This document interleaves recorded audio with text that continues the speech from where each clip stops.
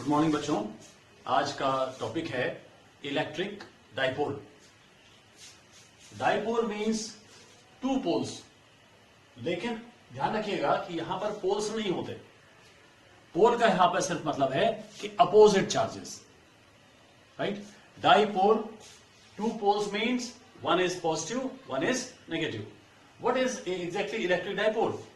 Electric dipole is a system of two opposite charges of equal magnitude, right? For example, let us take two charges. Suppose these are the two charges. One is having the charge minus q, another is plus q. These type of charges, one having minus q, another having plus q, opposite charges of equal magnitude. Second condition, they are separated by very short distance of the order of micron or angstrom. बहुत small distance होनी चाहिए, लगभग 10 power minus 10 metre के order की या 10 power minus 6 metre के order की. Then this is exactly a dipole. What is an electric dipole? It is a system of two opposite charges of equal magnitude and separated by very small distance, that is of the order of micron or angstrom, right? And here the distance between these two charges, we take here, first thing we take here as a center O, then this distance, the dipole length, we take 2L. बच्चों हम 2L क्यों लेते हैं? हम L भी ले सकते हैं, लेकिन अगर L लेंगे तो कई बार हमें हाफ डिस्टेंस की जरूरत पड़ेगी, हमें L/2 लेना पड़ेगा. So to avoid the fraction, we take the distance 2L between the two charges here. Now second thing, what is dipole moment? Dipole moment is a very important quantity here in the case of electric dipole. What is dipole moment? First thing, the dipole moment of an electric dipole is a measure of its strength. Larger the dipole moment, larger is the strength of the electric dipole. Now how do we define?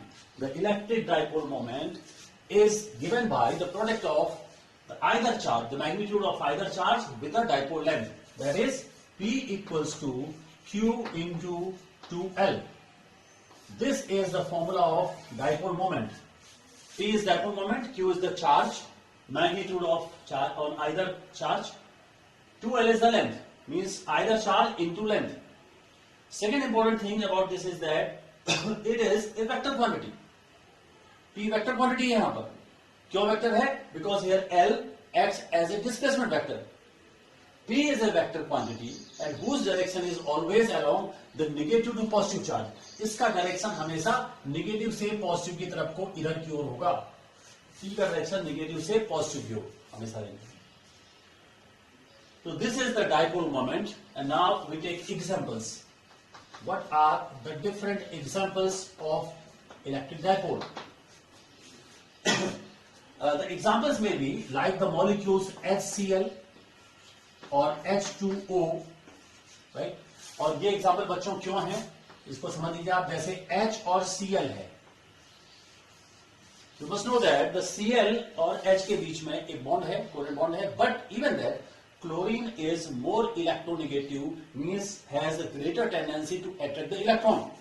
So this way we can say this plus del और ये minus del, equal and opposite charges and separated. जो bond length होती है बच्चों आपको पता है बहुत स्मॉल होती है, एंगस्ट्रॉम के ऑर्डर की. Bond length is very small. So this is the opposite charges, equal magnitude and separated by very small distance. This is the example of electric dipole. इसी तरीके से HOH भी है. This is more electronegative, plus del minus del. ये भी एक case हो सकता है जिसको हम कह सकते हैं example of electric dipole.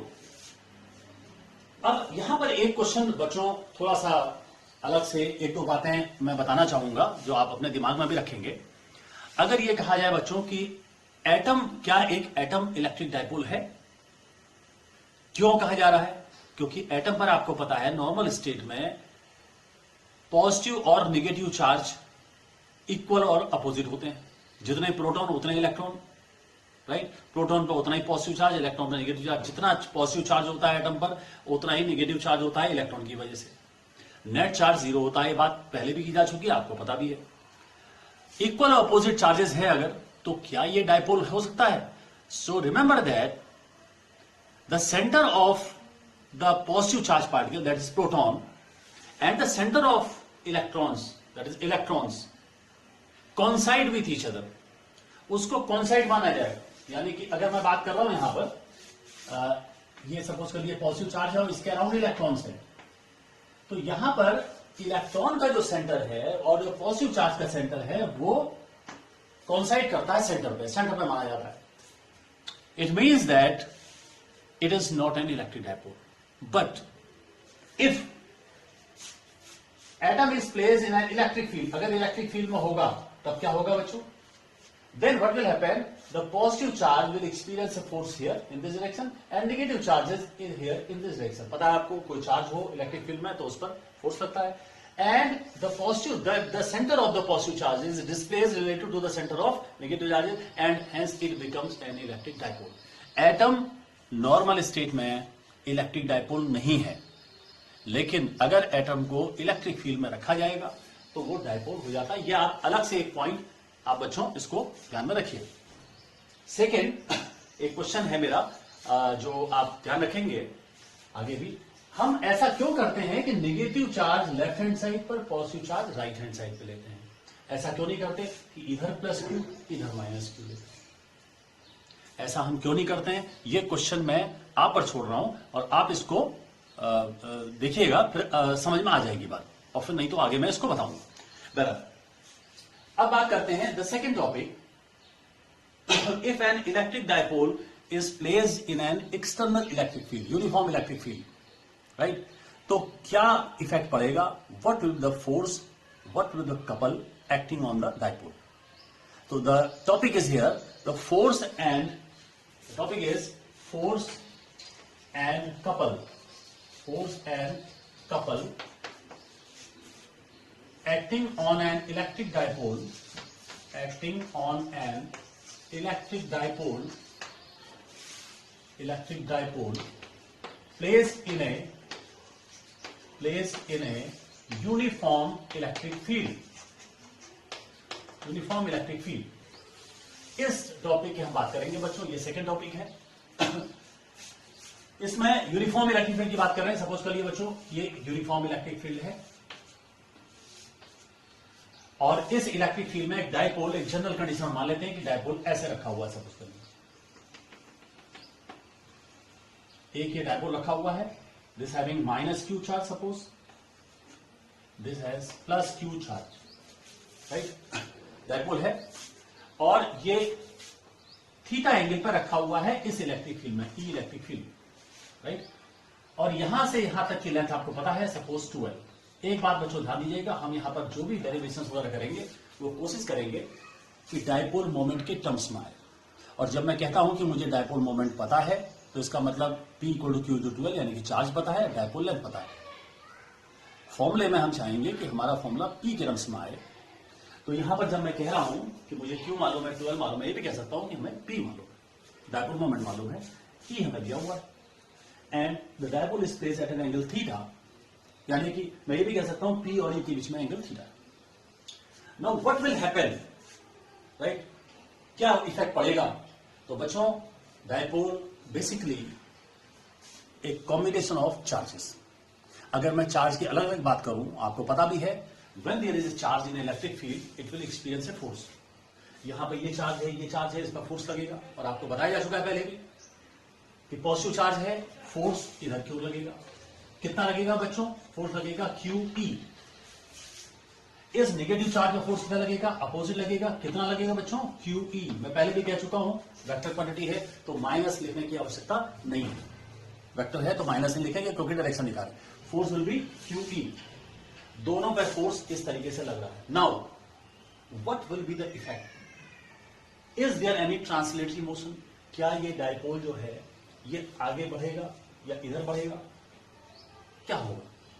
So since these two forces are opposite and therefore there will be no translatory force. अगर फोर्स की बात करें, translatory force will be equal to QE minus QE। क्योंकि अपोजिट लग रहे हैं, ये जीरो हो जाएगा बच्चों। Force zero, there is no force, ये मूव नहीं करेगा ना आगे ना पीछे की। But since these two forces are equal in magnitude, opposite in direction, and most important thing that the line of action of the two forces are different. इसका line of action क्या है बच्चों, इसका line of action क्या है? If the line of actions of the two forces are different, means they form a couple. ये couple बनाते हैं, और इस कपल का इफेक्ट क्या पड़ेगा बच्चों? अगर हम इस कपल का इफेक्ट देखना चाहें तो ये कपल क्या काम करेगा? ये कपल इस डायपोल को ऐसे रोटेट करने की कोशिश करेगा, इसकी टेंडेंसी होगी, और क्या करेगा ये अल्टीमेटली इस डायपोल को माइनस क्यू चार्ज यहां प्लस क्यू चार्ज यहां ऐसे ले आएगा। This couple has the tendency to align the dipole along the electric field. Align करना यानी कि नेगेटिव चार्ज यहां पॉजिटिव चार्ज यहां, वो अलाइन करेगा, उसके बाद वो रुक जाएगा। क्यों रुकेगा हम बात आगे करेंगे, लेकिन this dipole has the tendency in this case to align the dipole in the direction of electric field. What will be this restoring couple और टॉर्क? टाउ का फॉर्मूला आपको बच्चा पता है, 11th आपने पढ़ा है, vector r cross F, right? Tau equal to r cross F. R क्या था वहां पर? फोर्सेस के बीच में परपेंडिकुलर डिस्टेंस। एफ क्या था? Force, either force, right? चूंकि आर और एफ के बीच में यहां पर जो परपेंडिकुलर डिस्टेंस है बच्चों, वो दोनों फोर्स के परपेंडिकुलर, ये डिस्टेंस कहलाएगी। ये डिस्टेंस, इसको मैं थीटा यहां लिख देता हूं, ये डिस्टेंस बच्चों, ये डिस्टेंस जो है, ये डिस्टेंस, ये है परपेंडिकुलर, देखिए इस फोर्स के परपेंडिकुलर, इस फोर्स के परपेंडिकुलर, और ये डिस्टेंस और ये फोर्स दोनों परपेंडिकुलर हैं, तो ऑब्वियस है कि क्रॉस हट जाएगा उसमें, आर क्रॉस एफ में आर एफ हो जाएगा। आर हो गया परपेंडिकुलर डिस्टेंस इनटू फोर्स, ठीक? तो tau equal to perpendicular force, perpendicular distance into force. अगर मैं यूज कर लूं परपेंडिकुलर डिस्टेंस कितनी होगी बच्चों? ये 12 है यहां पर, ये थीटा है, ये भी एंगल थीटा होगा, ये 12 क्या हो जाएगा? 12 sine theta. This will become 12 sine theta. तो perpendicular distance will be equal to 2l sine theta into either force that is QE। Tau का फॉर्मूला मैंने यूज कर लिया बच्चों यहां पर, perpendicular distance into force. Formula क्या था? आर क्रॉस है, वही यूज किया मैंने यहां पर। अब यहां पर मैंने कहा था कि हम कोशिश करेंगे कि जो भी फॉर्मूला हमारा है वो डायपोल मोमेंट के टर्म्स में है, और डायपोल मोमेंट P कोड क्या होता था? Q into 12। तो यहां पर एक काम करते हैं, ये 12 और Q इंटू 12 ये एक साथ में लेते हैं, तो क्या हो जाएगा बच्चों? इसकी जगह P रख दूंगा मैं, ये हो जाएगा PE साइन थीटा। ये बच्चों टॉर्क का फॉर्मूला है। फॉर्मूला क्लियर होना चाहिए। Tau is the torque, P is the dipole moment. कैसे निकालते हैं? Q इंटू 12 से। E is the electric field. Theta angle किसके बीच में कहेंगे बच्चों? फिजिक्स के फॉर्मूले में हमेशा ध्यान रखिए कि जो भी वेक्टर क्वांटिटी साथ में होंगी उनके, जैसे यहां पर, उनके बीच में एंगल हमेशा कहा जाएगा theta is angle between P and E। Tau equal to PE sine theta.